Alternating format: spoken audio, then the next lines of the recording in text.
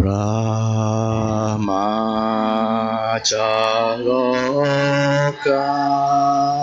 Dipati Sahampati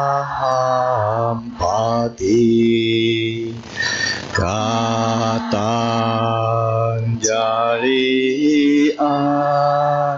Diwarang ayat cata Sankti dasata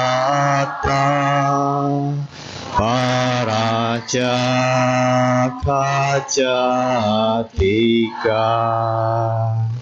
Desetu Dhammang Anukampi Mang Pajang. Brahma Sampati, penguasa dunia ini, beranjali dan memohon. Terdapat makhluk-makhluk yang memiliki sedikit abu di mata mereka. Ajarkanlah Dhamma demi kasih sayang kepada mereka.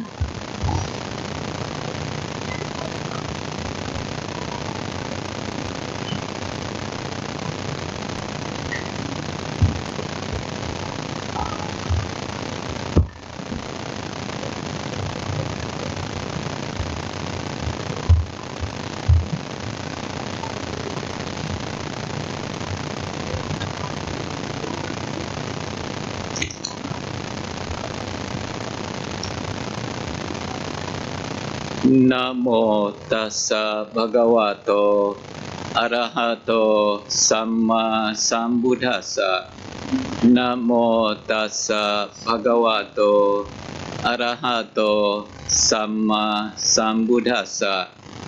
Namo tassa bhagavato arahato samma sambuddhassa.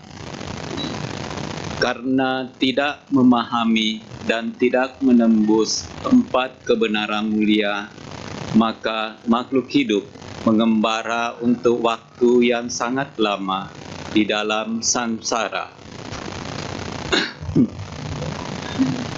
Ya, kepada Bapak Ibu, saudara-saudari Islam, selamat pagi semuanya. Ya, semoga kita semua dalam keadaan sehat dan bahagia. Berbicara tentang kehidupan, ada satu kenyataan yang harus kita sadari dan kita pahami sebagai langkah awal perjalanan spiritual kita. Satu kenyataan yang harus kita sadari dan kita pahami tersebut yaitu adanya penderitaan di dalam kehidupan setiap makhluk hidup. Semua makhluk hidup pasti akan mengalami dan pernah mengalami dan pasti akan mengalami penderitaan. Apakah itu berupa sakit, tua, mati, berpisah dengan yang dicintai, berkumpul dengan yang dibenci, tidak mendapatkan apa yang diinginkan, maupun bentuk-bentuk penderitaan lainnya. Adanya penderitaan di dalam kehidupan merupakan bagian yang tidak bisa dipisahkan dari hidup kita. Penderitaan merupakan corak dari kehidupan yang tidak sempurna. Hal ini harus kita lihat dan kita sadari. Kalau kita tidak bisa melihat adanya penderitaan di dalam kehidupan, adanya ketidaksempurnaan, adanya sesuatu yang tidak memuaskan, maka kita tidak terdorong untuk mencapai pembebasan. Kita tidak terdorong untuk mengakhiri kehidupan yang berulang-ulang. Kita ingin terus hidup karena kehidupan ini tidak ada penderitaan. Tetapi karena kita bisa melihat adanya penderitaan, adanya ketidaksempurnaan di dalam kehidupan ini tidak betul-betul memuaskan, maka kita termotivasi, terdorong untuk mencapai pembebasan, tidak ingin mengalami kehidupan yang berulang-ulang lagi. Sama seperti Pangeran Siddhartha. Pangeran Siddhartha ketika di awal-awal kehidupannya, beliau itu mendapatkan kehidupan yang sangat nyaman, sangat menyenangkan, berbagai hal yang diinginkan mudah dipenuhi, mendapatkan kesenangan-kesenangan indria tanpa melihat adanya penderitaan. Kehidupan di istana betul-betul dibuat sangat menyenangkan, sangat membahagiakan. Raja Suttodana sebagai ayah dari Pangeran Siddhartha memang sengaja membuat kondisi di istana itu betul-betul menyenangkan. Yang namanya orang sakit, yang namanya orang tua, yang namanya orang mati tidak boleh sampai kelihatan di istana. Kenapa? Karena pada waktu kecil Pangeran Siddhartha sudah diramalkan. Kalau bukan menjadi seorang Buddha, maka Pangeran Siddhartha akan menjadi raja dunia. Nah, Raja Suttodana sebagai papanya Pangeran Siddhartha tidak mau anaknya menjadi Buddha, tidak mau anaknya menjadi pertapa. Dia ingin anaknya menjadi raja dunia, menggantikan dirinya. Karenanya Raja Suttodana lantas bertanya kepada para pertapa yang meramalkan hal tersebut. Apa yang harus saya lakukan supaya anak saya tidak jadi Buddha di kemudian hari? Nah, oleh para peramal tersebut dianjurkan supaya Pangeran Siddhartha ini jangan sampai melihat adanya orang tua, adanya orang sakit maupun orang mati. Kenapa? Karena dengan melihat hal ini akan mendesak batin beliau untuk menjadi pertapa, mencari jalan keluar untuk tua, sakit, dan mati. Maka karena mendapatkan anjuran dari para pertapa tersebut, maka Raja Suttodana berusaha membuat situasi di istana betul-betul menyenangkan, tanpa boleh ada orang yang sakit datang, tanpa boleh ada orang yang tua datang. Semua yang dibicarakan tidak boleh membicarakan tentang hal-hal ini, hal-hal yang tidak menyenangkan.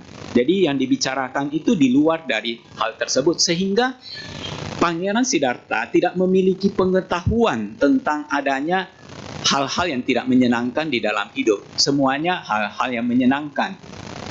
Sampai akhirnya di usianya yang ke-28, Pangeran Siddhartha meninggalkan istana di usia 29 ya. Jadi 1 tahun sebelumnya. Pangeran Siddhartha ini minta izin kepada papanya Raja Suttodana, ingin melihat situasi atau kehidupan di luar istana. Karena Pangeran Siddhartha cepat atau lambat akan menjadi raja, ingin melihat rakyatnya, bagaimana kehidupan mereka. Nah, mau nggak mau, Raja Suttodana memberikan izin kepada Pangeran Siddhartha untuk keluar dari istana melihat kehidupan orang-orang. Ketika keluar dari istana, untuk pertama kalinya Pangeran Siddhartha itu melihat yang namanya orang tua. Dia kaget. Kok ada orang seperti itu ya? Kulitnya keriput, tubuhnya sangat lemah, gemeteran gitu. Giginya ompong, rambutnya beruban. Intinya sesuatu yang tidak menyenangkan untuk dilihat. Nah, lantas Pangeran Siddhartha tanya kepada kusirnya ya, yang mengantar Pangeran Siddhartha untuk keliling. Dia tanya, siapa itu? Kok dia memiliki penampilan yang demikian? Kok dia begitu lemah? Kaget. Nah, oleh kusirnya itu dijelaskan bahwa itu adalah orang tua. Kenapa dia bisa begitu? Semua makhluk hidup akan mengalami hal yang demikian. Demikian pula dengan sanak keluarga Pangeran Siddhartha. Demikian pula Pangeran Siddhartha nantinya akan mendapatkan keadaan yang sama. Menyadari kenyataan ini membuat Pangeran Siddhartha sangat sedih. Kok bisa ya orang menjadi tua? Maunya orang itu tetap muda, tetap sehat, tetap kuat, tetapi kenyataannya tidak demikian. Sehingga hal ini membuat Pangeran Siddhartha termenung terus di dalam istananya ketika sudah pulangnya. Beliau tidak memiliki lagi motivasi, semangat untuk menjalani kehidupan yang tidak sempurna ini, karena ada yang namanya tua, dan tua ini akan menimpa siapa saja di dalam kehidupan. Melihat keadaan anaknya yang begitu, Raja Suttodana berusaha menghibur Pangeran Siddhartha supaya tidak terlalu bersedih. Tetapi hiburannya ini tetap susah untuk menyembuhkan keadaan batin dari Pangeran Siddhartha yang sulit menerima kenyataan hidup adanya orang tua. Nah, sampai kira-kira 4 bulan kemudian, Pangeran Siddhartha minta izin lagi untuk keluar melihat-lihat kehidupan di luar. Nah, kali ini Pangeran Siddhartha melihat orang sakit. Nah, kembali terpukul, sedih. Kok bisa ya orang jatuh sakit? Kok kehidupan ini begini ya? Sebelumnya beliau belum pernah melihat yang namanya orang sakit. Orang sakit pertama kali yang beliau temui adalah ketika keluar dari istana untuk kedua kalinya. Nah, pulang ke istana kembali termenung, murung, memikirkan hal yang demikian, memikirkan kehidupan yang begitu tidak sempurna. Nah, akhirnya 4 bulan kemudian kembali Pangeran Siddhartha keluar istana minta izin kepada papanya Raja Suddhodana. Nah, kali ini Pangeran Siddhartha melihat orang mati. Kembali terkejut. Selama hidup ini pertama kali melihat ada orang mati. Ternyata hidup ini betul-betul tidak memuaskan ya. Tidak sempurna. Kok kita yang sudah hidup begini akhirnya harus mati? Kenapa tidak hidup selamanya gitu? Nah, kemudian 4 bulan berlalu, kali ini Pangeran Siddhartha melihat Pertapa. Pertapa, dia bertanya kepada kusirnya, siapa itu? Kok penampilannya begitu tenang? Kok cahaya tubuhnya begitu terang? Kok dia penuh dengan kebahagiaan? Oh, itu Pertapa, itu orang yang telah meninggalkan kehidupan berumah tangga. Dia hidup menjadi seorang Pertapa. Nah, kemudian Pangeran Siddhartha ini berbincang-bincang dengan Pertapa tersebut. Apa yang dia lakukan, kenapa dia menjadi Pertapa. Pertapa itu bilang dia menjadi Pertapa karena ingin menemukan obat untuk tua, sakit, dan mati. Mendengarkan hal ini, Pangeran Siddhartha juga terdesak. Batinnya terdorong untuk ingin menemukan hal yang sama. Nah, dari sanalah Pangeran Siddhartha memutuskan untuk menjadi Pertapa juga. Ingin mendapatkan obat untuk tua, sakit, dan mati. Inilah awal perjalanan spiritual dari Pangeran Siddhartha. Karena melihat adanya tua, sakit, dan mati di dalam kehidupan manusia. Dan sama, kita harus bisa melihat kenyataan hidup ini, yaitu adanya penderitaan. Tua, sakit, mati merupakan hal yang tak terhindarkan di dalam kehidupan kita. Apapun yang kita lakukan, kita pasti akan mengalami hal-hal yang demikian. Ini merupakan corak kehidupan yang menandakan kehidupan ini tidak sempurna. Nah, Bapak, Ibu, Saudara-saudari sedharma, sangat penting bagi kita untuk menyadari, memahami kenyataan ini. Karena hanya orang-orang yang bisa melihat, bisa menyadari, bisa memahami, serta bisa menembus 4 kebenaran mulia, barulah orang tersebut bisa mencapai kesucian. Dan orang-orang suci pasti memahami dengan baik 4 kebenaran mulia. Karenanya kalau kita ingin terbebas dari kehidupan yang berulang-ulang, maka kita perlu mempelajari 4 kebenaran mulia. 4 kebenaran mulia yaitu yang pertama adanya penderitaan. Kita harus menyadari bahwa kehidupan ini tidak sempurna. Ada penderitaan di dalam kehidupan kita. Kita tidak bisa bebas dari penderitaan, pasti akan mengalami yang namanya penderitaan. Nah, Sang Buddha sendiri pernah mengatakan kepada para bikhu, maksudnya Sang Buddha sendiri dulunya, karena tidak memahami serta tidak menembus 4 kebenaran mulia dan juga makhluk-makhluk hidup yang lain, maka mengembara di dalam samsara untuk waktu yang sangat lama.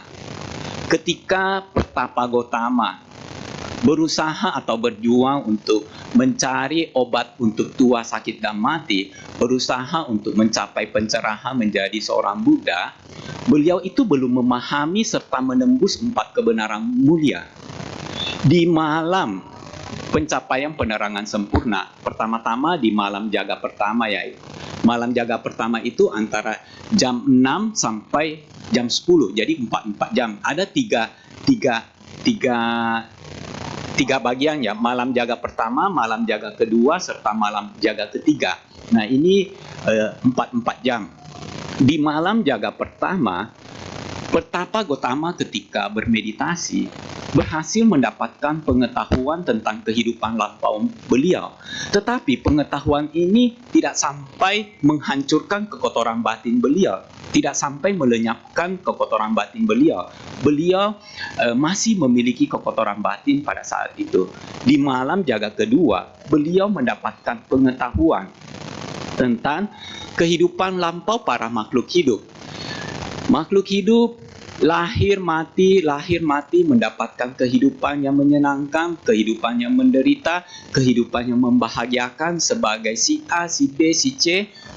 Ternyata mereka mendapatkan berbagai macam keadaan-keadaan hidup berdasarkan karma atau perbuatan yang pernah mereka lakukan. Mereka mendapatkan kebahagiaan, kehidupan yang menyenangkan karena melakukan perbuatan-perbuatan baik. Yang lain, makhluk hidup mendapatkan penderitaan karena banyak melakukan perbuatan-perbuatan buruk atau perbuatan-perbuatan jahat.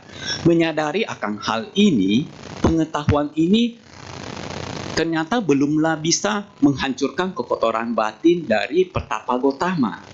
Tetapi di malam jaga ketiga, ketika beliau memahami serta menembus 4 kebenaran mulia, barulah pada saat itu kekotoran batin beliau hancur sepenuhnya tanpa sisa. Tanpa sisa, pada saat itulah beliau mencapai penerangan sempurna menjadi seorang Buddha. Jadi sangat penting bagi kita umat Buddha untuk mempelajari serta memahami 4 kebenaran mulia ini. Kebenaran mulia ini semuanya sesuai dengan kenyataan hidup. Yang pertama kebenaran mulia tersebut yaitu satu kebenaran mulia tentang penderitaan. Ada penderitaan di dalam kehidupan kita loh. Kehidupan kita tidak betul-betul sempurna. Ada yang pernah merasa sakit di sini? Bante yakin semuanya pernah. Ada yang tidak mendapatkan keinginannya? Bante yakin semua. Karena kehidupan kita penuh dengan keinginan. Dan di antara sekian banyak keinginan, pasti banyak yang tidak tercapai. Pasti banyak yang tidak kita dapatkan. Pada saat tidak mendapatkan keinginan tersebut, menderita atau bahagia? Penderitaan. Ada yang pernah berkumpul dengan orang-orang yang dia benci, yang kita benci, menyenangkan atau tidak? Tidak menyenangkan, menderita. Berpisah dengan orang yang kita cintai, menderita. Nah, hal-hal ini merupakan contoh penderitaan. Nah, Bapak Ibu, saudara-saudari sedahma, 4 kebenaran mulia ini, yang pertama kebenaran mulia tentang dukkha atau penderitaan. Yang kedua, kebenaran mulia tentang sebab dukkha atau sebab penderitaan. Yang ketiga, kebenaran mulia tentang lenyapnya penderitaan. Dan yang keempat, kebenaran mulia tentang jalan menuju lenyapnya penderitaan. Nah, kebenaran mulia tentang penderitaan atau dukkha ini yaitu adanya penderitaan atau dukkha di dalam kehidupan kita. Kehidupan setiap makhluk hidup pasti mengandung dukkha karena ini merupakan corak kehidupan. Dukkha ini atau penderitaan bisa terdapat tiga jenis penderitaan. Yang pertama dukkha. Dukkha di sini artinya dukkha dalam pengertian umum. Kita mengenalnya sebagai penderitaan biasa seperti sakit, tua, mati, berpisah dengan yang dicintai, berkumpul dengan yang dibenci, tidak mendapatkan apa yang diinginkan. Itu merupakan dukkha dalam pengertian umum yang dimaksud di dalam dukkha.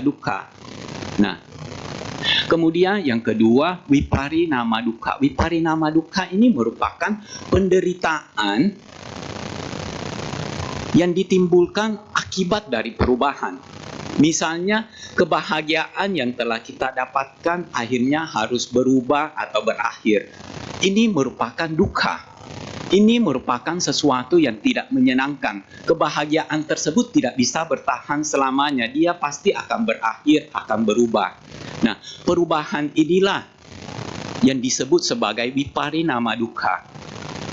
Kebersamaan kita dengan orang-orang yang kita cintai akhirnya harus berubah atau harus berakhir.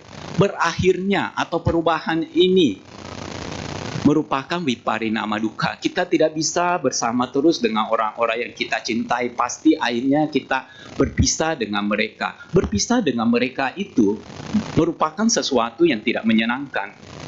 Penderitaan. Inilah yang disebut sebagai viparinama dukkha. Tubuh kita yang sehat akhirnya berubah menjadi sakit. Perubahan dari sehat menjadi sakit itu disebut viparinama dukkha, penderitaan yang ditimbulkan karena perubahan. Tubuh kita yang kuat kemudian berubah menjadi lemah, itu pun disebut sebagai viparinama dukkha. Kekuasaan kita yang semula kita sangat berkuasa, akhirnya kita kehilangan kekuasaan tersebut, itu juga disebut sebagai viparinama dukkha. Jadi segala sesuatu yang penderitaan yang ditimbulkan oleh segala perubahan itu disebut sebagai viparinama dukkha. Bante yakin hidup ini penuh dengan perubahan. Segala sesuatu yang berkondisi itu pasti berubah. Dan hal-hal baik yang telah kita peroleh juga harus berubah. Nah, perubahan karena kebahagiaan yang kita dapatkan karena perubahan, kemudian kebahagiaan itu berubah, itulah disebut sebagai viparinama dukkha. Jadi hal ini yang kita kenal sebagai viparinama dukkha. Yang ketiga, sankhara dukkha. Sankhara dukkha itu dukkha atau penderitaan karena terkondisi. Hal ini menggambarkan dukkha sebagai sesuatu yang tidak memuaskan.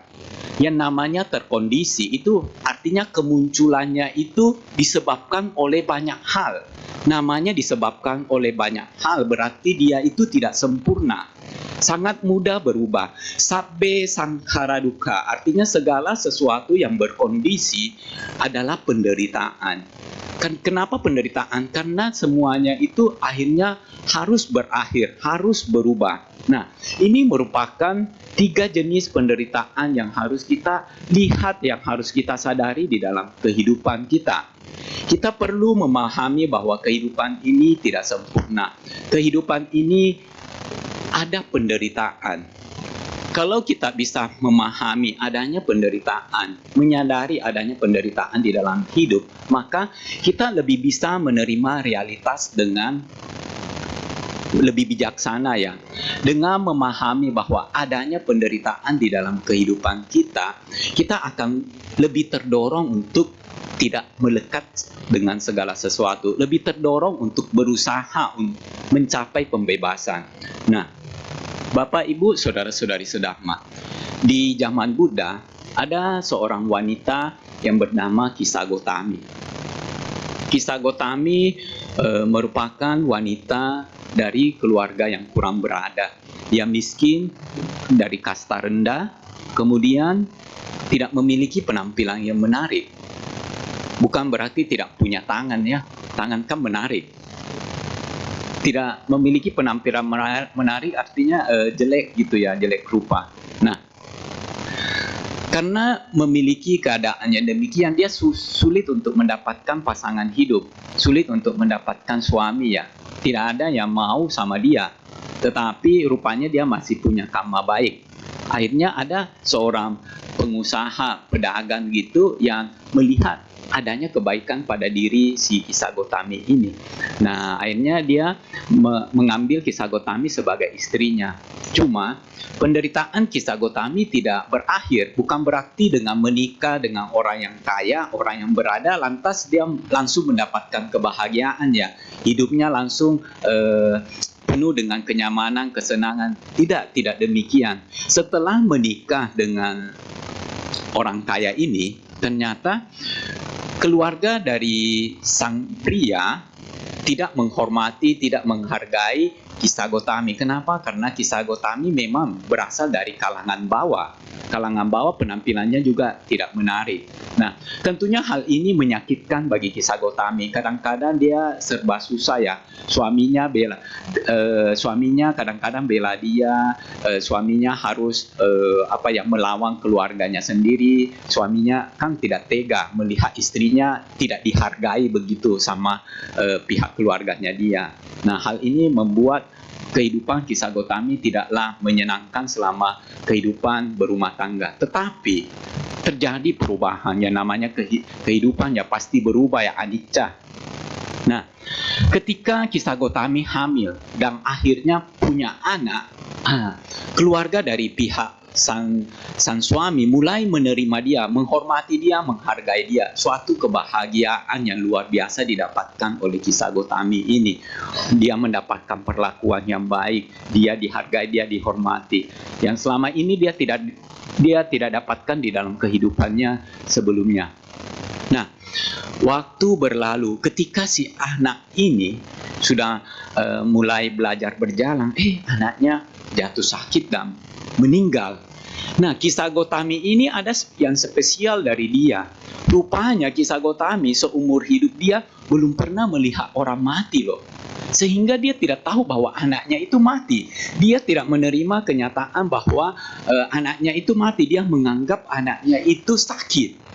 Ya, zaman dulu nggak sama seperti zaman sekarang, di mana zaman dulu orang-orang jumlahnya lebih sedikit ya, penduduk dunia lebih sedikit dibandingkan sekarang, di mana kalau ketemu rumah-rumah orang-orang dulu, rumahnya itu jaraknya jauh-jauh. Kalau sekarang kan rumahnya berdekat-dekatan ya, sangat mudah ketemu dengan si A, si B, si C, orang-orang lain lah sangat mudah ketemu. Tetapi di zaman dulu sangat sulit untuk bertemu orang-orang dalam jumlah yang banyak.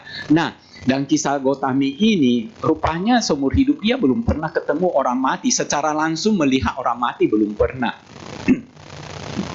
Belum pernah. Karenanya dia sulit menerima kenyataan bahwa anaknya itu mati. Dia menganggap anaknya hanya sekedar sakit, berusaha untuk mencari obat. Dia pergi ke rumah-rumah penduduk bertanya kepada orang-orang, tolong beri saya obat untuk anak saya ini. Nah, banyak orang-orang yang memberitahu dia, bilang anak itu sudah mati, sudah tidak bisa ditolong, tidak ada obat yang bisa menghidupkan kembali anaknya. Tetapi dia tetap bersikeras untuk mencari obat.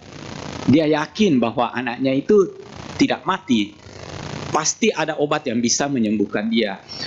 Dia didorong oleh perasaan takut disalahkan oleh keluarganya, takut kehilangan penghormatan, penghargaan yang telah dia dapatkan. Akhirnya ada satu orang yang menasihati dia, menyarankan dia untuk pergi menemui Sang Buddha. Sang Buddha punya obat untuk anaknya. Maka buru-buru si kisah Gotami ini pergi ke Jetawana, ke Wihara Jetawana. Di sana di Wihara Jetawana langsung kisah Gotami menyerahkan bayinya kepada Sang Buddha, meminta tolong kepada Sang Buddha untuk menyembuhkan anaknya, memberikan obat untuk dia. Nah, Sang Buddha lantas menyuruh si kisah Gotami ini untuk mencari segenggam lada. Tapi lada itu harus diambil dari orang yang belum pernah ada anggota keluarganya yang meninggal. Nah, merasa yakin bisa mendapatkan hal ini, kisah Gotami langsung pergi cari. Satu persatu rumah penduduk didatangi. Minta ketuk-ketuk pintu atau bagaimana lah, intinya dia minta itu ke orang-orang. Banyak orang yang ingin menolong dia. Tetapi di antara sekian banyak orang tersebut selalu ada anggota keluarganya, sanak keluarganya yang telah meninggal, sehingga persyaratannya tidak terpenuhi. Waktu berlalu sampai dia berjuang sore hari, dia kelelahan dan akhirnya dia tersadar, ternyata bukan hanya dirinya yang mengalami perpisahan dengan orang yang dicintai, bukan hanya anaknya yang mengalami kematian. Banyak orang yang sudah mengalami kematian, dan kematian akan menimpa siapa saja. Menyadari kenyataan ini, akhirnya kemelekatannya kepada si anak itu memudar. Akhirnya dia menguburkan anaknya di hutan. Setelah menguburkan anaknya di hutan, barulah dia kembali ke Wihara Jetawana, bertemu dengan Sang Buddha. Sang Buddha tanya dia, mana lada tersebut? Kisah Gotami bilang dia nggak dapat lada tersebut, karena semua orang yang ingin menolong dia, yang punya lada, pasti memiliki salah satu dari sanak keluarganya yang telah meninggal, sehingga dia tidak bisa mendapatkan hal tersebut. Dan dia tersadar bahwa ternyata kematian tidak bisa dihindarkan di dalam kehidupan ini. Kematian merupakan bagian dari kehidupan yang harus kita alami, yang harus kita jalani gitu. Nah, Sang Buddha kemudian memberikan khotbah Dhamma yang singkat kepada kisah Gotami. Kisah Gotami langsung menembus Dhamma tersebut, mencapai tingkat kesucian Sotapanna. Dan Kisah Gotami memohon kepada Sang Buddha untuk ditabis menjadi bhikkhuni. Setelah ditabis menjadi bhikkhuni, Kisah Gotami berlatih dengan keras, berhasil mencapai tingkat kesucian tertinggi arahat. Nah, Bapak Ibu, saudara-saudari sedhamma, memahami, menyadari, melihat kenyataan hidup adanya penderitaan adalah sangat penting di dalam kehidupan kita, supaya kita tidak terlalu melekat sama segala sesuatu di dunia ini. Semakin melekat kita kepada segala sesuatu, ketika kehilangan hal yang kita lekati tersebut, penderitaan, semakin kuat kemelekatannya, semakin menderita kita jadinya. Itu kebenaran mulia pertama, yaitu kebenaran mulia tentang dukkha. Kebenaran mulia kedua tentang sebab dukkha, sebab penderitaan. Apakah yang merupakan sebab dari penderitaan? Sebab dari penderitaan adalah nafsu keinginan. Nafsu keinginan inilah yang membawa makhluk-makhluk mengalami kehidupan berulang-ulang, dari satu kehidupan ke kehidupan yang lain. Nafsu keinginan terdiri dari 3 jenis. Yang pertama, kama tanha. Kama tanha ini nafsu keinginan akan kesenangan indria. Jadi, apakah itu dalam bentuk-bentuk yang indah, kesenangan mata, suara-suara yang merdu, sentuhan-sentuhan yang lembut, rasa yang enak, dan lain-lain sebagainya. Jadi, nafsu keinginan yang kuat. Nafsu keinginan itu artinya keinginan yang kuat ya untuk mendapatkan kesenangan indria. Apakah itu melalui indera mata, indera penciuman, pendengaran, dan lain-lain sebagainya. Nah, umumnya kita hidup di dunia ini pasti memiliki keinginan yang sangat banyak. Keinginan kita kan dari pagi sampai malam, kemudian besok lagi pasti tetap ada keinginan. Sangat banyak keinginan kita. Dan dari sekian banyak keinginan kita, banyak yang bertujuan untuk mendapatkan kesenangan. Kesenangan apakah itu dari kesenangan mata, kesenangan hidung, pengecapan, dan lain-lain sebagainya. Kita hidup umumnya digerakkan untuk mendapatkan kesenangan ini. Jadi nafsu keinginan sehubungan dengan kesenangan indria. Itu nafsu keinginan pertama.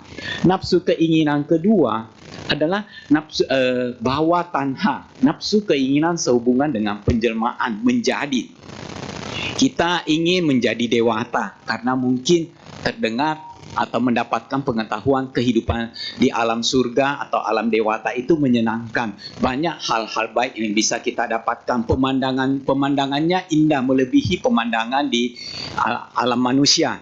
Kemudian dewa-dewanya, dewi-dewinya cantik-cantik, ganteng-ganteng, istananya bagus-bagus. Jadi kita punya nafsu keinginan yang kuat, ingin menjadi dewa terlahir di alam surga gitu. Malah banyak orang-orang di luar keyakinan kita yang sama dengan kita memiliki nafsu keinginan yang demikian, ingin terlahir di alam surga ya, karena mereka mendapatkan pandangan, pengetahuan bahwa setelah kematian hanya 2 alam yang mereka tuju, kalau bukan alam surga, alam neraka, dan mereka memiliki nafsu keinginan atau keinginan yang kuat untuk terlahir di alam surga berdasarkan pemahaman mereka ya.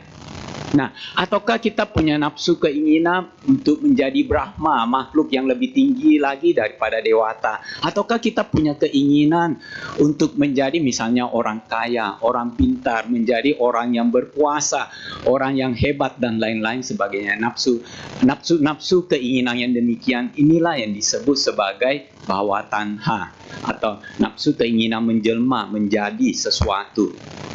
Nah, kita mungkin punya nafsu keinginan untuk bisa hidup kekal. Ya, namanya nafsu keinginan, sekedar nafsu keinginan ya, yang belum tentu bisa kita dapatkan, dan sebagian besar nafsu keinginan kita tidak bisa kita dapatkan. Nah, itu bhawa tanha. Kemudian yang ketiga, vibhawa tanha. Nafsu keinginan akan pemusnahan diri. Nah, mungkin kita merasa kehidupan ini sangat menderita ya. Banyak hal-hal yang menyakitkan, banyak hal-hal yang menekan di dalam kehidupan. Kita memiliki pandangan bahwa setelah meninggal, habis, tidak ada lagi, kosong sama sekali, tidak ada kehidupan lain setelah kehidupan ini berakhir, sehingga kita pun memutuskan untuk memusnahkan diri. Nafsu keinginan untuk memusnahkan diri inilah yang disebut sebagai wibawa tanha. Kita tidak mau lagi hidup, kita tidak mau lagi ada, kita ingin hilang, lenyap. Jadi bunuh diri salah satu bentuk dari nafsu keinginan pemusnahan diri atau wibawa tanha. Nah, nafsu-nafsu keinginan inilah yang mendorong makhluk hidup untuk terus terlahir dan terlahir kembali dari satu kehidupan ke kehidupan berikut. Hanya seorang arahat yang betul-betul telah melenyapkan semua nafsu keinginan ini. Hanya seorang arahat yang tidak mengalami kelahiran kembali. Seorang anagami atau satu makhluk yang telah mencapai tingkat kesucian ketiga, beliau itu telah memusnahkan nafsu keinginan sehubungan dengan pengejaran kesenangan indria. Tetapi nafsu keinginan untuk terlahir kembali, untuk menjadi terlahir kembali di alam Brahma masih ada pada diri seorang yang telah mencapai anagami. Jadi nafsu keinginannya belum habis total ya, masih ada sisa. Sehingga seorang anagami kalau meninggal dunia, beliau itu hanya terlahir di alam Sudawasa, alam Brahma sana, alam Brahma. Beliau si anagami, orang-orang yang telah mencapai anagami tidak akan terlahir lagi di alam-alam yang masih mengejar kesenangan indria. Seperti alam-alam dewata, alam-alam manusia, anagami tidak akan terlahir di sana. Lebih-lebih lagi alam apaya ya, alam rendah.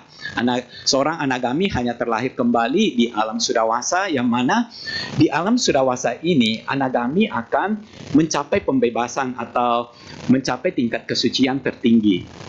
Nah, Sakadagami, Sotapanna masih memiliki nafsu keinginan sehubungan dengan kesenangan indria, nafsu keinginan yang lain. Tetapi seorang anagami hanya terlahir sekali lagi.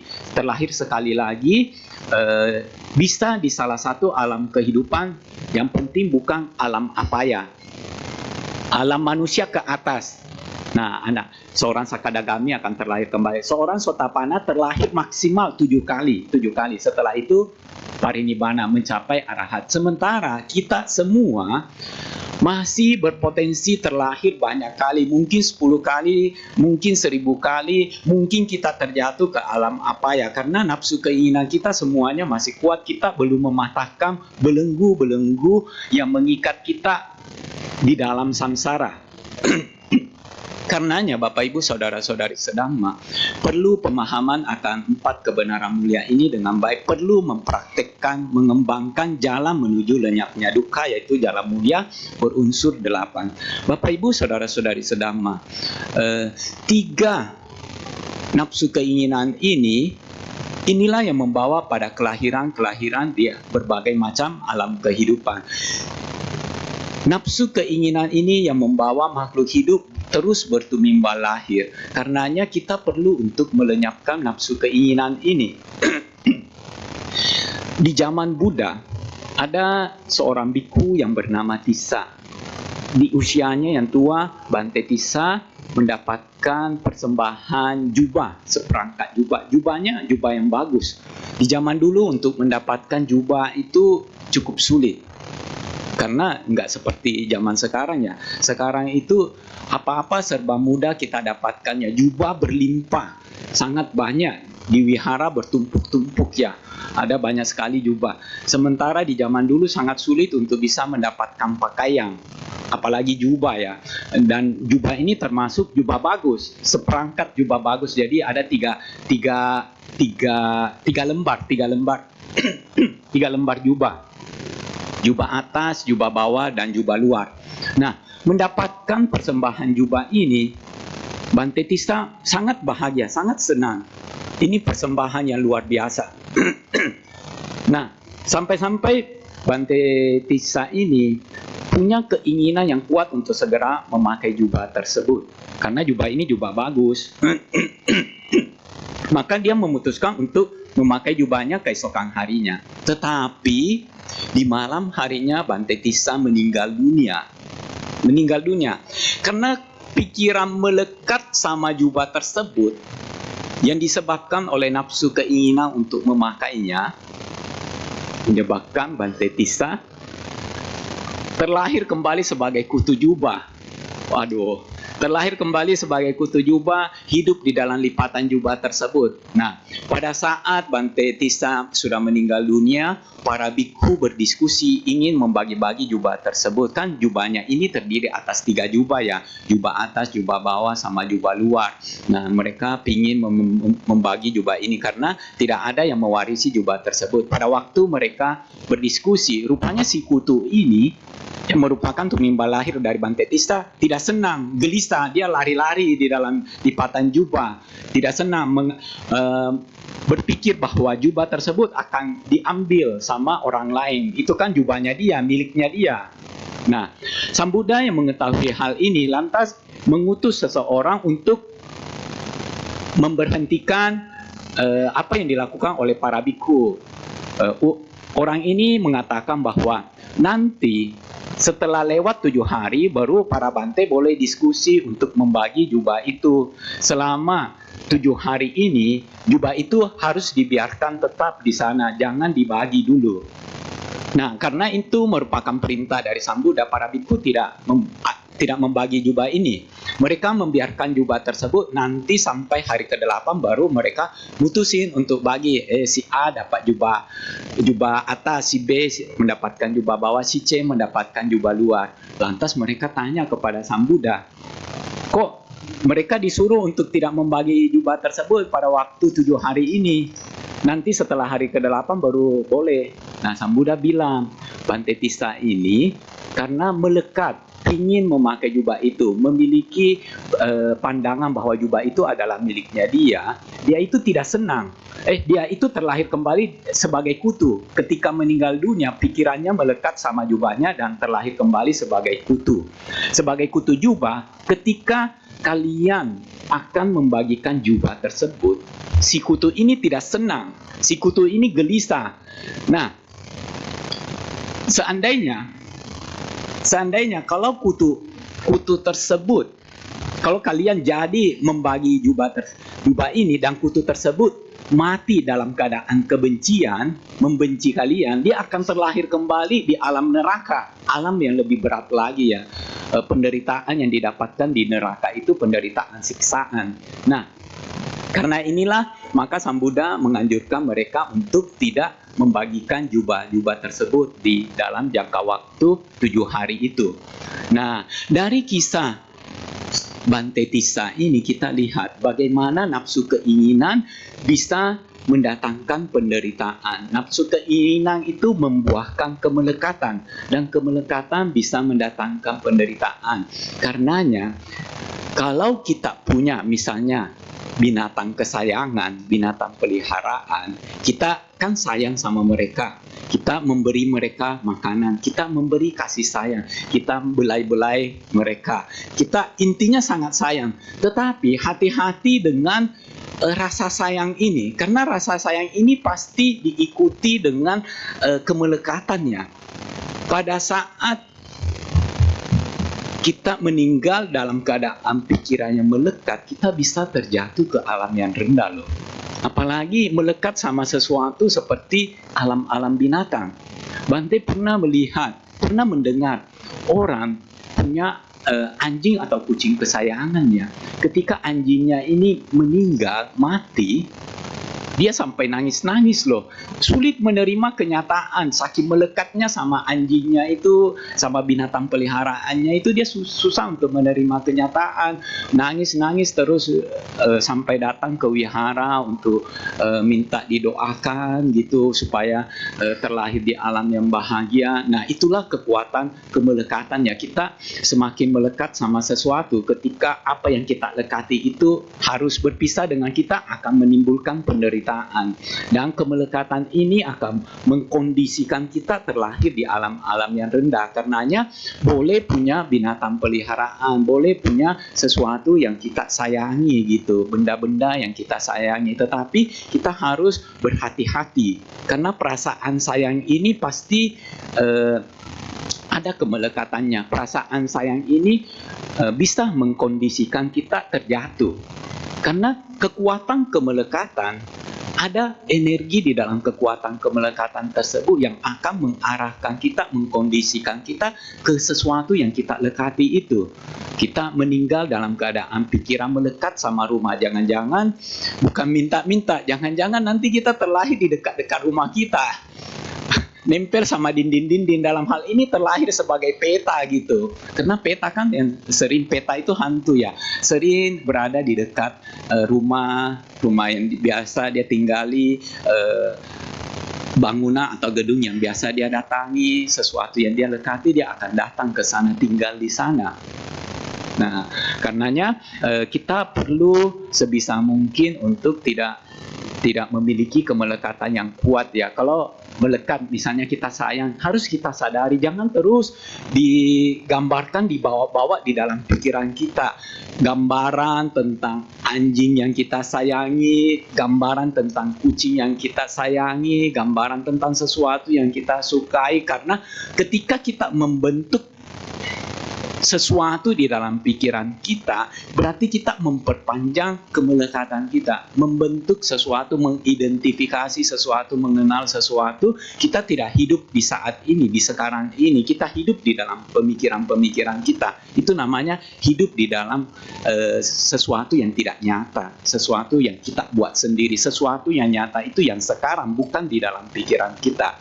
Nah, kalau kita sering hidup di dalam pikiran-pikiran yang demikian, kemelekatan akan kuat.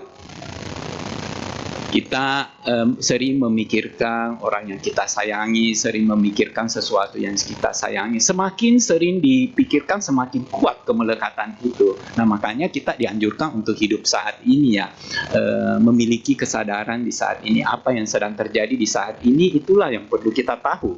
Bukan kita sibuk memberikan komentar-komentar di dalam pikiran kita. Nah, Bapak Ibu saudara-saudari sedama, itu tentang duka dan sebab duka. Kemudian yang ketiga, kebenaran mulia tentang lenyapnya duka. Lenyapnya duka di sini adalah lenyapnya nafsu keinginan tanpa sisa. Tanpa sisa, terbebas sama sekali dari nafsu keinginan, terpisah sama sekali dari nafsu keinginan. Jadi dalam hal ini, lenyapnya penderitaan mengacu pada pencapaian tingkat kesucian arahat. Inilah yang disebut penembusan. Penembusan. Seorang anagami belumlah betul-betul melenyapkan nafsu keinginannya sampai tanpa sisa. Hanya seorang arahat yang betul-betul melenyapkan nafsu keinginannya itu atau tanha sampai tanpa sisa. Dan hal ini perlu kita realisasi. Perlu kita realisasi untuk menembus 4 kebenaran mulia ini. Itu tentang lenyapnya duka. Yang keempat, jalan menuju lenyapnya duka. Ini kebenaran mulia yang keempat ya. Jalan menuju lenyapnya duka merupakan jalan mulia berunsur 8. Di dalam jalan mulia berunsur 8 ini, supaya kita untuk mudah mengingatnya, jalan mulia berunsur 8 ini terbagi atas 3 bagian. Bagian panya, kemudian bagian sila. Kalau sila kan kita sudah kenal dengan baik. Kalau panya itu tentang pemikiran kita, pola pikir kita, cara berpikir kita, tentang pandangan kita, tentang pemikiran kita, itu panya. Kalau sila itu mengenai perilaku kita, perilaku baik melalui badan jasmani maupun melalui ucapan, itu menyangkut sila. Kemudian samadhi itu tentang kayak meditasi. Jadi kan kita biasa meditasi. Jadi inilah yang dimaksud di dalam jalan mulia berunsur 8, supaya mudah mengingatnya. Kita cukup ingat panya, sila, dan samadhi. Panya, sila, samadhi. Panya itu berisi tanya atau kebijaksanaannya tentang pola pikir kita, pandangan hidup kita, dan pemikiran kita. Nah, Bapak Ibu saudara-saudari sedama, panya sangat penting kita memiliki kebijaksanaan di dalam kehidupan kita ya. Kebijaksanaan di sini terdiri dari jalan mulia berunsur 8-nya, terdiri dari pandangan benar dan pikiran benar. Pandangan benar adalah hal yang paling dasar, hal yang paling utama di dalam hidup kita. Pandangan inilah yang membentuk perbuatan-perbuatan kita, baik melalui ucapan maupun perbuatan badan jasmani. Apapun perbuatan yang kita lakukan, pasti selalu dilandasi oleh pandangan-pandangan hidup kita. Apakah satu pandangan ataukah beberapa pandangan? Misalnya, kalau kita memiliki pandangan salah bahwa berdana itu perbuatan yang sia-sia, tidak ada gunanya, maka kita tidak akan mau untuk berdana. Karena kita memiliki pandangan yang demikian, berdana itu hanya buang-buang materi, tidak ada gunanya. Saya akan mengalami kekurangan. Tidak mau berdana karena punya pandangan salah demikian. Sebaliknya, kalau kita punya pandangan benar bahwa berdana itu merupakan perbuatan baik, perbuatan yang bisa membuahkan kebahagiaan, perbuatan yang bisa membuahkan hal-hal baik lainnya. Apakah itu usia panjang, apakah itu kekuatan, apakah itu kecantikan, apakah itu kebijaksanaan, apakah itu kekuasaan, kesehatan, panjang umur, dan lain-lain sebagainya, maka kita akan rajin-rajin melakukan yang namanya dana. Contoh yang lain, kalau kita memiliki pandangan bahwa memiliki pandangan salah ya, membunuh hewan merupakan perbuatan yang baik, perbuatan yang oke-oke aja, bukan perbuatan yang jahat, maka kita tidak akan segan-segan membunuh seekor hewan. Toh itu bukan perbuatan buruk, toh itu bukan perbuatan yang salah gitu. Kita akan mengulang-ulang perbuatan tersebut. Karena mungkin kita punya pandangan yang demikian. Hewan itu ada karena diciptakan oleh Tuhan untuk dimakan, untuk dibunuh, untuk dimanfaatin. Maka kita yakin kita tidak akan segan-segan membunuh seekor hewan. Walaupun kita nyata-nyata melihat hewan itu menderita ya, menderita ketika kita bunuh. Kita sudah melihat hewan itu berusaha menyelamatkan diri ketika akan dibunuh. Kita lihat hewan itu ketakutan ketika akan dibunuh. Tetap aja kita bunuh. Kenapa? Karena kita punya pandangan salah bahwa hewan itu ada untuk dibunuh. Hewan itu tidak apa-apa dibunuh. Hewan itu ada untuk kita manfaatin, untuk kita siksa. Nah, maka kita tidak segan-segan untuk membunuh seekor hewan. Sebaliknya, kalau kita memiliki pandangan benar bahwa membunuh sekalipun kepada seekor binatang adalah perbuatan buruk yang mana bisa mendatangkan penderitaan, maka kita akan berusaha untuk menghindari yang namanya pembunuhan makhluk hidup, termasuk kepada hewan. Kita tahu bahwa hewan itu ada karena menerima buah dari perbuatan yang pernah mereka lakukan semasa mereka hidup. Nah, mereka itu sama seperti kita adalah makhluk hidup yang mana sayang dengan kehidupan mereka. Mereka bisa merasakan sakit, mereka bisa merasa takut, mereka juga takut kehilangan kehidupan mereka. Karena mereka makhluk hidup, mereka juga mencintai kehidupan mereka, maka tidak pantas bagi kita untuk membunuh mereka. Nah, karenanya kita berusaha untuk tidak melakukan pembunuhan makhluk hidup karena kita memiliki pandangan yang demikian. Nah, pandangan benar sangat penting bagi kita. Itu hal pertama yang harus kita perhatikan karena pandangan benar ini yang akan memunculkan kualitas-kualitas baik dari kualitas-kualitas baik yang lain dari jalan mulia berunsur 8. Apakah itu pikiran benar, apakah itu ucapan benar, apakah itu perbuatan badan jasmani benar, apakah itu mata pencaharian benar, apakah itu usaha benar, perhatian benar, dan samadhi benar. Semuanya itu bisa muncul kalau kita memiliki pandangan yang benar. Kita tidak mungkin bisa memiliki pikiran benar, perbuatan benar kalau pandangan kita salah. Karena kita sudah salah di dalam pandangan. Pandangan inilah yang bisa memunculkan berbagai macam kualitas-kualitas yang lainnya. Untuk bisa memiliki pandangan benar, maka kita harus rajin-rajin belajar Dhamma, datang ke wihara, dengarkan ceramah-ceramah Dhamma, nonton video-video Dhamma yang ada di internet, di YouTube ataupun di sosial media. Karena hal ini bisa menambah pengetahuan kita sesuai dengan apa yang Sang Buddha ajarkan. Kita harus memperdalam pengetahuan Dhamma kita. Sering-sering mendengarkan Dhamma, hal itu bagus untuk meningkatkan kebijaksanaan kita. Nah, Apakah yang dimaksud pandangan benar di dalam Jalan Mulia berunsur 8? Pandangan benar yang dimaksudkan di dalam Jalan Mulia berunsur 8 adalah yang pertama, pandangan sehubungan dengan memahami adanya hukum karma, hukum perbuatan, memahami adanya tumimbal lahir atau kelahiran kembali. Jadi kita tahu dengan memahami hukum karma, kita tahu oh ini perbuatan yang baik, ini perbuatan yang tidak baik atau salah, atau buruk atau jahat. Ini perbuatan yang bermanfaat, ini perbuatan yang tidak bermanfaat. Ini perbuatan yang perlu sering-sering kita ulang, sering-sering kita lakukan. Dengan tahu mana yang benar dan mana yang salah, maka kita akan bisa melakukan perbuatan-perbuatan baik dan menghindari perbuatan-perbuatan buruk. Kalau kita tidak memahami hukum karma, kalau kita menganggap tidak ada kelahiran kembali, maka kita belum tentu mau berusaha untuk berbuat baik. Kita mungkin hanya menjalani kehidupan ini sekedar bisa mendapatkan kesenangan, sekedar bisa mendapatkan kebahagiaan.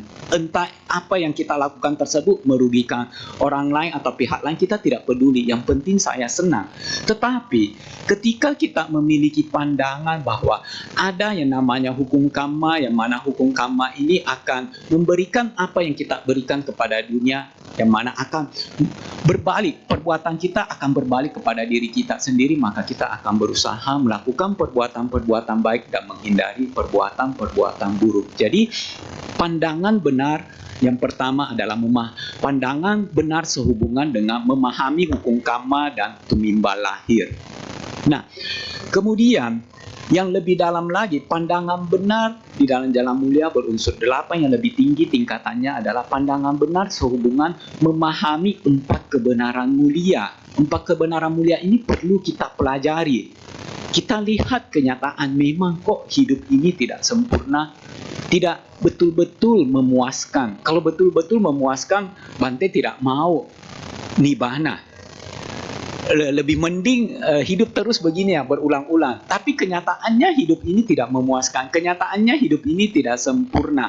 Ada penderitaan di dalam kehidupan ini. Malah kadang-kadang penderitaannya itu berat ya. Berat, saking beratnya itu kadang-kadang ada orang yang tidak kuat menerima penderitaan itu sampai harus konsumsi obat, apakah itu obat depresi ataukah obat untuk penurun nyeri. Karena penderitaan yang dialami itu begitu berat. Pernah kehilangan orang yang dicintai? Pernah nggak? Kalau pernah kehilangan orang dicintai itu rasanya berat juga loh. Apalagi kemelekatannya sangat kuat. Semakin kuat kemelekatannya, maka penderitaannya semakin kuat pula. Nah, mungkin setelah mengalami penderitaan tersebut, kita tidak punya batin kita terdorong untuk mencapai pembebasan. Karenanya kita perlu menyadari akan ketidaksempurnaan dari hidup ini. Kehidupan yang tidak kekal ini, yang tidak pasti ini. Nah, dengan menyadari hal ini, kemelekatan terhadap segala sesuatu itu tidak akan terlalu kuat. Toh kita tahu bahwa semakin saya melekat, saya akan kehilangan. Kayak ada rasa trauma ya, trauma kehilangan orang yang dicintai. Nah, itu perasaan yang tidak nyaman. Nah, memahami 4 kebenaran mulia ini betul-betul paham ketika kita mencapai tingkat kesucian. Kita menembus 4 kebenaran mulia, berarti kita telah mencapai tingkat kesucian tertinggi. Nah, seorang-orang suci memahami 4 kebenaran mulia ini dengan baik. Karenanya kita perlu pahami juga 4 kebenaran mulia ini supaya kita bisa mencapai kesucian, memahami dan mempraktekkan ya Jalan Mulia berunsur 8. Jadi sering-sering datang ke wihara, belajar Dhamma, praktek Dhamma. Karena dari praktek Dhamma ini kita mendapatkan pengetahuan langsung, pengalaman langsung tentang kehidupan kita yang tidak kekal, kehidupan kita yang ada penderitaan, kehidupan kita yang tanpa aku. Nah, itu tentang pandangan benar. Kemudian pikiran benar. Yang dimaksud pikiran pikiran benar di dalam jalan mulia berunsur 8 adalah pikiran pelepasan akan keduniawian. Pelepasan keduniawian ini bukan berarti mati ya. Di sini artinya pikiran yang tanpa pengejaran kesenangan indria. Itu pikiran yang demikian.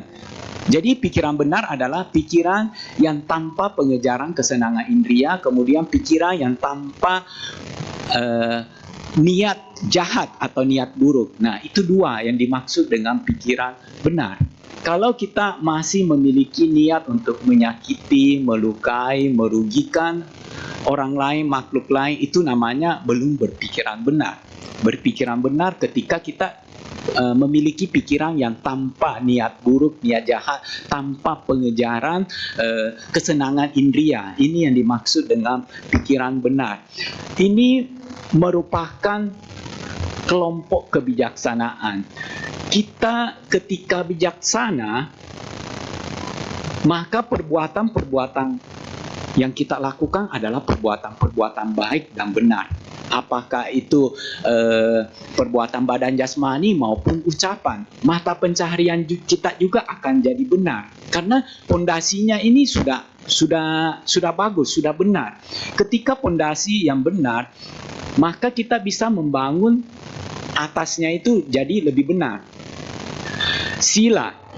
Selanjutnya kelompok berikut adalah kelompok sila. Sila ini ya kita tahu ya, kita sudah mengenal Pancasila kan. Setiap minggu ada bertekad menjalankan Pancasila, menghindari pembunuhan makhluk hidup, menghindari mengambil barang yang tidak diberikan, menghindari perbuatan asusila, menghindari ucapan bohong, menghindari meminum minuman keras. Itu sila.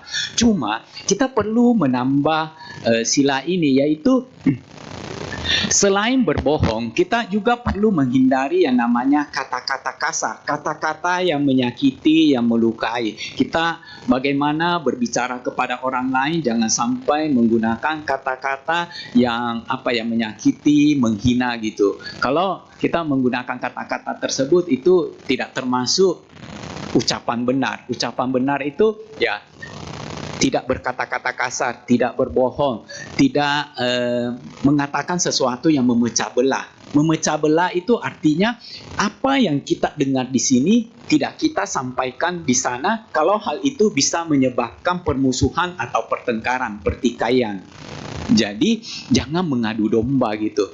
Karena kita tidak senang dengan dia, lantas kita kompor-kompori yang satu supaya apa? Saling membenci. Saling membenci, nah itu namanya mengadu domba ya, memecah belah. Itu tidak boleh. Tidak termasuk di dalam kata ucapan benar.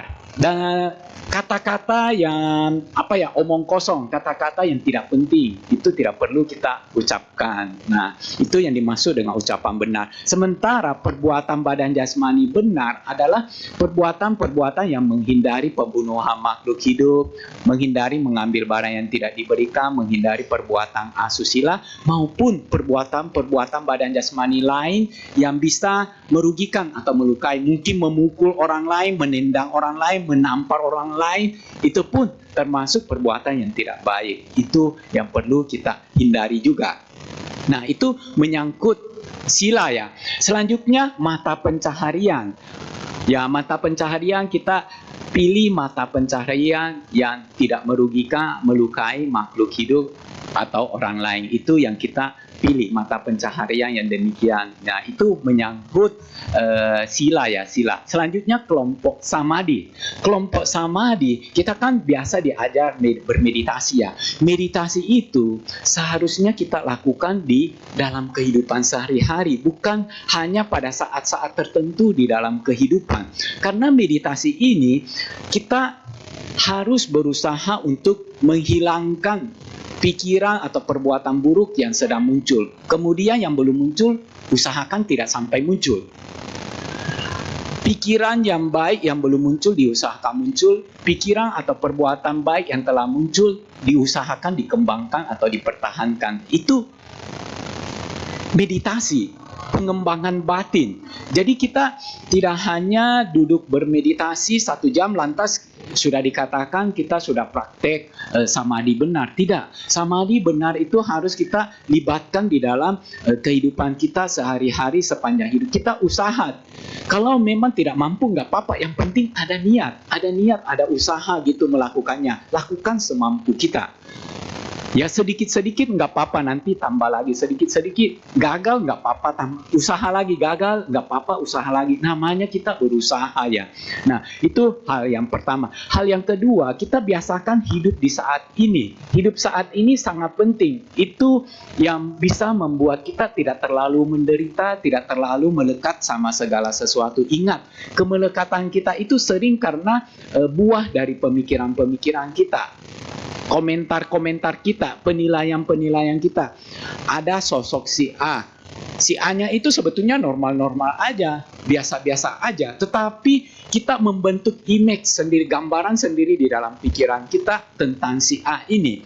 Yang mana memberikan penilaian tentang baik buruknya, memberikan penilaian tentang kejelekannya atau kecantikannya, memberikan penilaian macam-macam lah. Kita merasa bahagia dengan dia atau tidak. Nah, penilaian-penilaian ini, komentar-komentar inilah yang membuat kita melekat. Kita akhirnya menderita. Kita hidup di dalam pemikiran, bukan hidup di dalam kenyataan. Hidup di dalam kenyataan itu adalah hidup di luar pemikiran-pemikiran kita. Berusaha hidup saat ini. Bukan berarti kita tidak boleh berpikir ya. Kita harus berpikir ketika ada memang hal-hal yang harus dipikirkan. Ketika tidak ada hal-hal yang tidak penting, tidak harus kita pikirkan, kita berusaha hidup saat ini. Lakukan dengan santai, jangan memaksa bisa menimbulkan ketegangan.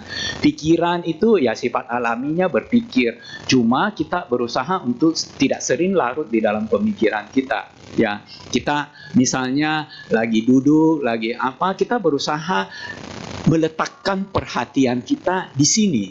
Di sini bukan di dalam pemikiran kita yang enggak larut. Di sini itu berarti kita tidak mengikuti kata-kata di dalam pikiran kita. Komentar-komentar di dalam pikiran kita. Itu namanya hidup di saat ini. Nah, kemudian samadhi benar itu bersatunya perhatian kita dengan objek dengan baik. Manunggal gitu, konsentrasi, pencapaian jana-jana. Nah, itulah yang dimaksud dengan samadhi benar. Jadi, untuk bisa mempraktekkan kelompok samadhi ini dengan baik, kita perlu melakukannya di dalam kehidupan sehari-hari, bukan hanya di waktu-waktu tertentu. Kita berusaha untuk hidup saat ini, meletakkan perhatian kita di sini, mengembangkan hal-hal yang baik dan menghilangkan hal-hal yang buruk. Nah, itulah yang dimaksud dengan samadhi. Kemudian kalau punya waktu yang baik, kita meletakkan perhatian kita pada objek-objek tertentu, memperhatikan objek tersebut. Itulah samadhi yang kita lakukan di dalam kehidupan sehari-hari. Nah, demikian tentang 4 kebenaran mulia. 4 kebenaran mulia ini perlu kita pelajari, perlu kita pahami di dalam kehidupan sehari-hari, perlu kita sadari di dalam kehidupan sehari-hari, dan kita praktekkan jalan mulia berunsur 8 yang terdiri dari Panya, Sila, dan Samadhi. Panya, Sila, Samadhi ini merupakan hal-hal yang biasa kita lakukan, sisa kita kembangkan. Kenapa Bante bilang biasa kita lakukan? Panya itu kan meliputi pandangan benar dan pikiran benar. Untuk mendapatkan pandangan benar kan kita datang ke wihara, mendengarkan ceramah dhamma, belajar dhamma. Itu pandangan benar. Ketika kita memahami hukum karma, tumimba lahir, 4 kebenaran mulia, pada saat itu kita memiliki kebijaksanaan. Ketika kita tahu mana buruk, mana baik, mana pikiran buruk, kita berusaha memiliki pikiran-pikiran yang baik. Nah, itu pun termasuk panya. Kemudian kita menjalankan moralitas dengan menjalankan sila. Kemudian ditambah dengan tidak berkata-kata kasar, tidak berkata-kata yang memecah belah, tidak berkata-kata yang tidak penting. Kemudian bermata pencaharian benar, Dan selanjutnya kita bermeditasi, walaupun hanya sesekali bermeditasi, nggak apa-apa, kita kembangkan lagi. Yang semula hanya waktu-waktu tertentu kita menyiapkan untuk duduk, bermeditasi, sekarang kita biasakan juga di dalam kehidupan sehari-hari. Ketika kebencian muncul di dalam diri kita, kita sadari tidak mengembangkan kebencian tersebut. Ketika kesel datang, kita sadari dan kita tidak mengembangkan kekesalan tersebut di dalam pikiran kita. Kita berusaha untuk hidup saat ini. Nah, semoga apa yang Bante sampaikan pada siang hari ini bermanfaat bagi kita semua. Semoga kita semua semakin maju dalam Dhamma. Akhir kata, Sabbe satta bhavantu sukhitatta. Semoga semua makhluk hidup berbahagia.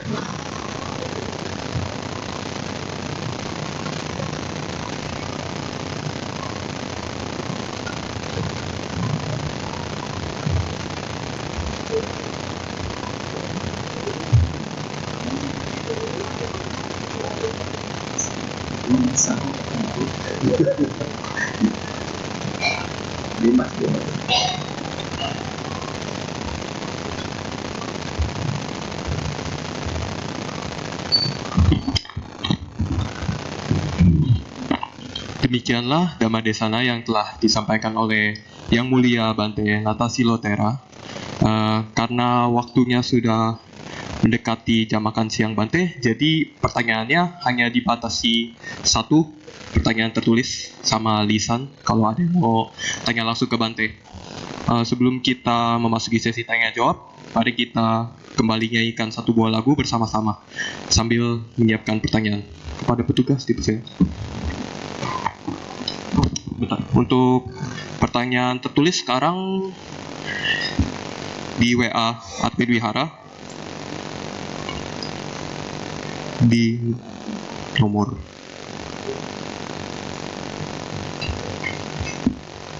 itu nomornya.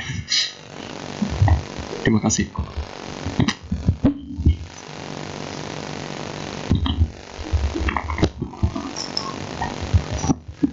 Para hadirin sekalian, mari kita nyanyikan satu buah lagu Buddhis yang berjudul Sang Bhagawa di halaman 80.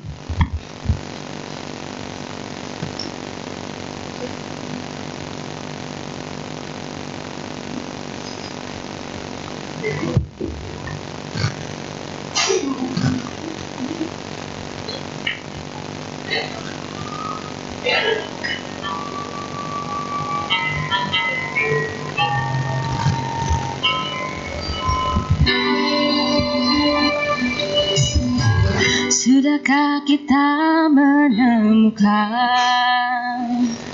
yang kita cari di dunia?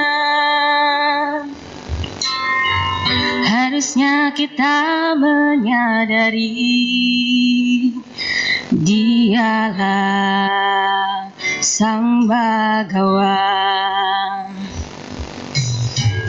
Ajaran mulia Sang Bhagawa, lentera hidup di dunia, penuntun jalan ke nirvana. Pujilah Dia Sang Bhagawa.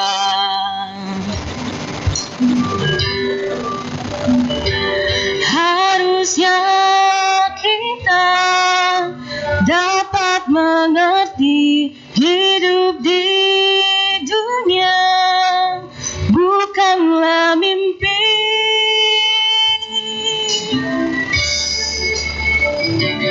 Bersujud kita pada Sang Bhagawa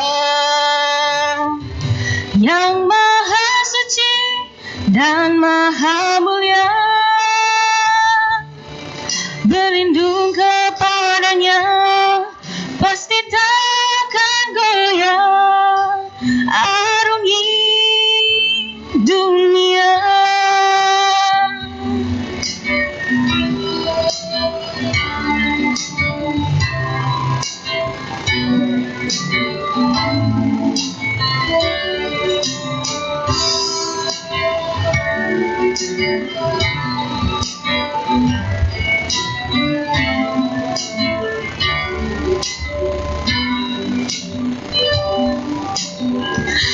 Jaran mulia Sang Bagawa,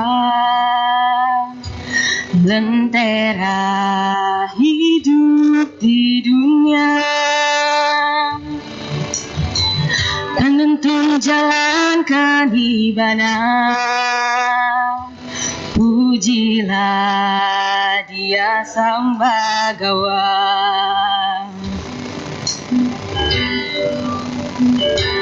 Harusnya kita dapat mengerti hidup di dunia bukanlah mimpi.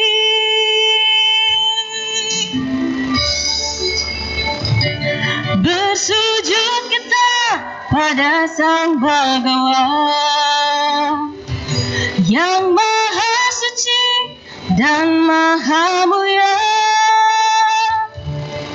berlindung kepadanya pasti takkan goyah, arungi dunia.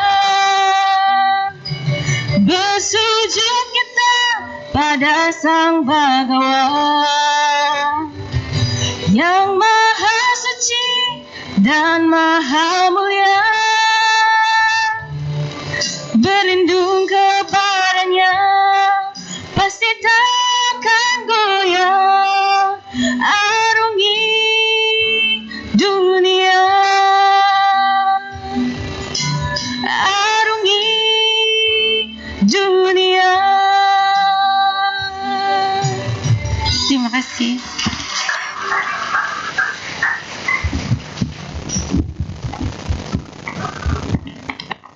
Baik, untuk pertanyaan lisan, ada yang ingin tanya langsung ke Bante? Boleh langsung maju ke depan.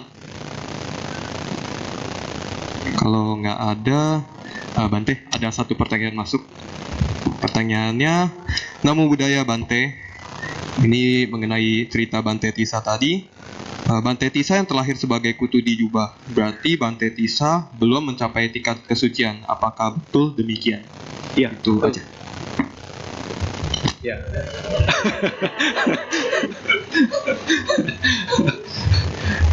Ya, jadi Bante Tissa memang betul belum mencapai tingkat kesucian, karena ketika seseorang telah mencapai tingkat kesucian, maka alam-alam apaya itu bukan lagi alam tujuan bagi makhluk-makhluk yang telah mencapai tingkat kesucian.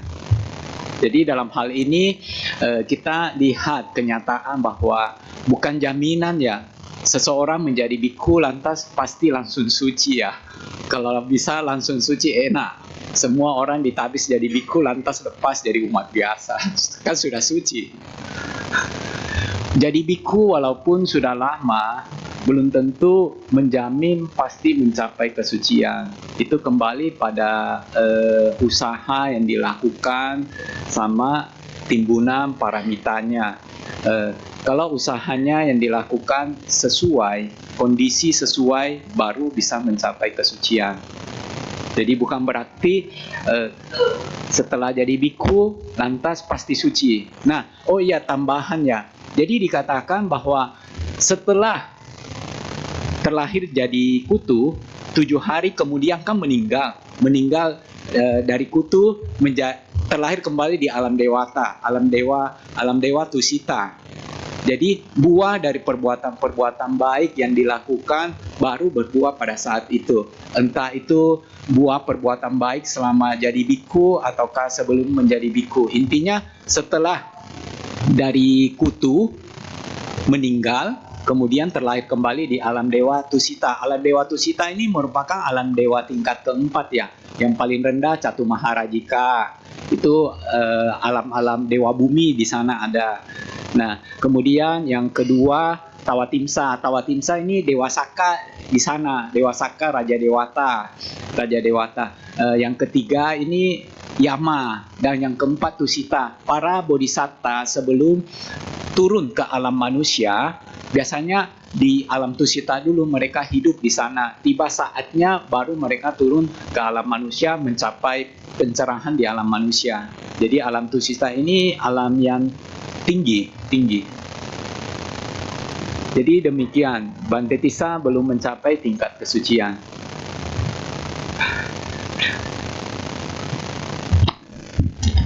Baik, demikianlah sesi tanya jawabnya.